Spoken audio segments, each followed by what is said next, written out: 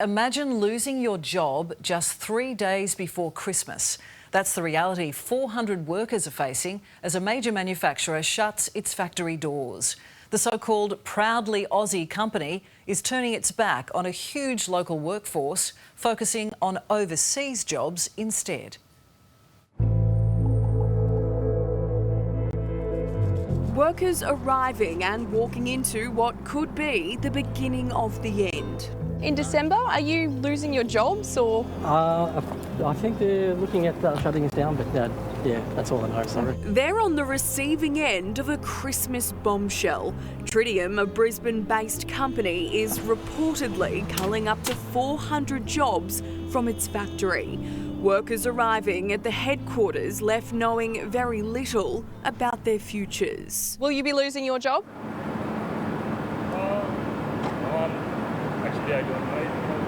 And their last day at work is said to be 3 days before Christmas. We have asked questions, made an inquiry, requested an interview just to ask what's going on in December. There's 400 workers here. Tritium was supposed to be selling the future to the world.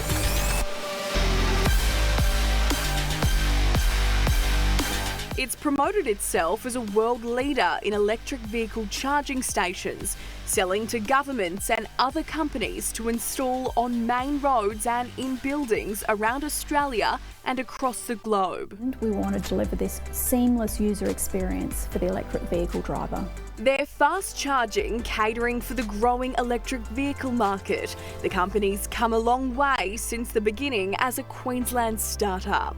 In 2019, it was showing off its world-first technology. We've always had this vision of what electric vehicles could be. The Australian headquarters said to be leading the way in manufacturing. It was a shining light in the industry, and the company bosses enjoyed the spotlight, always focused on how many Australian jobs they provided. We've now created 1,000 jobs.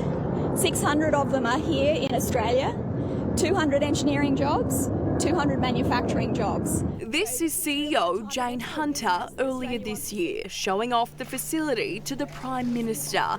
Anthony Albanese praising Tritium's work. Made here in Australia and manufacturing just across the road and then tested here in Australia, creating jobs here in Australia. What makes this worse for every single taxpayer, this seemingly proud Australian company has long accepted government money for its local jobs, even reportedly asking the Queensland government for $90 million in recent months. Deputy Premier Stephen Miles.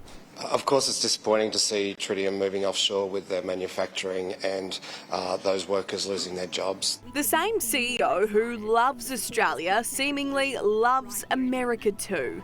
In March, she proudly opened Tritium's new US factory in Tennessee. Creating our biggest factory globally here in Lebanon, and we've got over 500 new jobs over the next 5 years. With dignitaries flying in for the occasion, spruiking how beneficial America will be. It's going to be able to produce up to 30,000 DC charge units per annum, which is huge. The Brisbane factory currently makes 5,000. So why has it all gone wrong in Brisbane? Behind the scenes, there was mounting debt. Tritium wasn't making enough money. Last year, the share price was $1.60. Now it's plummeted to just 17 cents, a monster drop. 400 Australian workers are now taking the fall to save the company. Them and their families tonight feeling the pain. And it's the government that's now left trying to find workers new jobs.